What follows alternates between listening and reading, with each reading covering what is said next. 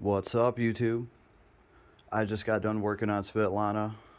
We do have all the parts. They are on. And I got to try some stuff out with, I'm just going to call them scope rubbers and scope ring bushings. Right in here, you can see on the actual scope ring, if you guys can see in there, but there is a bushing in there. So, this is something that I'm trying out to see if it can help the optic out. Like the biggest part of recoil that really hurts optics and a lot of the accessories that we are attaching to firearms is actually the vibration. For a while, I worked for Kuka Robotics, and I worked for their maintenance department as well when big machines would break down. I've heard it 1,000 times. Vibrations kill machines, and you have a lot of vibration going off every single time a primer is struck. There is a small explosion that happens in your firearm, and before your projectile even goes down the barrel, there's already a shock wave that goes through your rifle. The problem with that is most of these rails that we're attaching things to, they're aluminum. And most of the things that we're attaching are also aluminum. So when you have aluminum on aluminum, vibration can transfer instantly through it. There's not much there to really soften that. That wreaks havoc on optics and anything like that. And I mean, I started thinking, what can I do about that? First, I saw that there were, what were they calling them? Obviously, I searched to see if I could find any scope ring bushings, or I figured maybe they're calling them something else.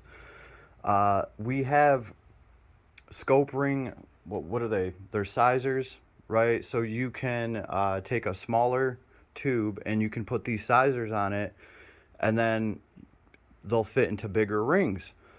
Well, when I saw those, I was like, okay, cool. There's, the problem solved for $20. These things are probably made out of some kind of polymer rubber thing.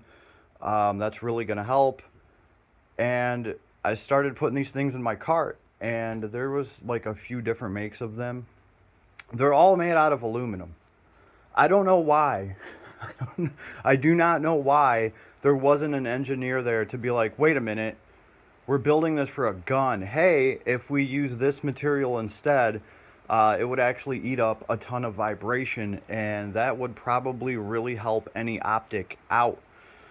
Same thing with your flashlights, same thing with your laser pointers, any type of electronics that you are slapping up to your gun.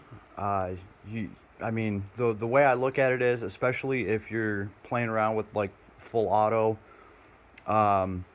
or if you are just high rate of fire, you might as well be taking your scope, your accessories, and everything that's on your gun, you might as well be touching them to a paint shaker, because that's effectively what's happening when you fire round after round after round. Forget about like the recoil of the bullet actually, traveling down your barrel and exiting the, forget about all that. Before that even happens, you have to deal with the vibration that is going off throughout your whole rifle. So while I was building this, I had that in mind. I wanted to test out a couple different things. I think I'm gonna, once I double and triple check that this all works out like I believe it is, I haven't got to shoot it that much yet. I get like 600-700 rounds through it, then we'll talk about it. It's working so far, I will say that. But I will actually take this apart and I'll show you guys the inside of the scope rings and what I did to put a bushing in there. I'll show you guys the stuff that I used for that. I also made a bushing that goes on this rail right here. And pretty much anytime I have one of these adapters, and there's any space in there at all, I'm going to be putting some electric tape on there just to eat that space up, get a really nice tight fit. And that's actually going to help because the vibration is going to go through that. It's going to have to go through that electric tape now, which is rubber-ish. That's going to actually eat away at some of that vibration, right? And the same thing with the scope rings. That is why I line the scope rings with bushings, because the vibration is going to go up here and it's going to go through the scope rings to the scope. So in that process, we are feeding that vibration through the bushings that I put in here, and that's going to tame it, which is like the best thing that we can really do. The other thing I did for the scope rubbers, these are literally just giant rubber bands. There's one right here, there's one right here, and same thing. These are just here to take up some of that vibration. You know, between all of that together, this should actually help this optic out a lot, I'm thinking.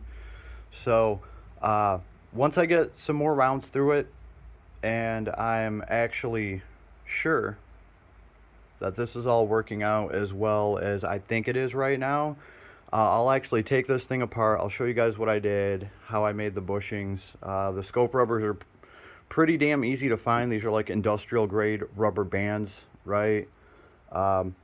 Is it gonna weigh my gun down a little bit? Yeah. Don't care.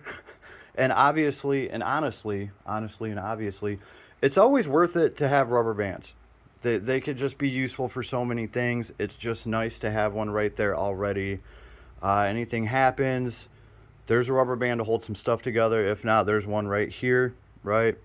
Aside from that, this thing's been shooting great, and I'm going to be testing out some of the 60 round magazines that I have. I'm going to get a cameraman next time I'm going down to the range, and we're going to see how well those worked. I just got 2 of them that I got done breaking in, so we're going to have to see how that all works out, and in the process I'll be able to get some rounds through this thing and make sure the optic and everything is working the way that it has been. It's been working great. I haven't put 700 rounds through it or anything like that. A couple magazines just is not enough, so I'll talk at you as soon as we get a little more experience on this gun. Later, everybody.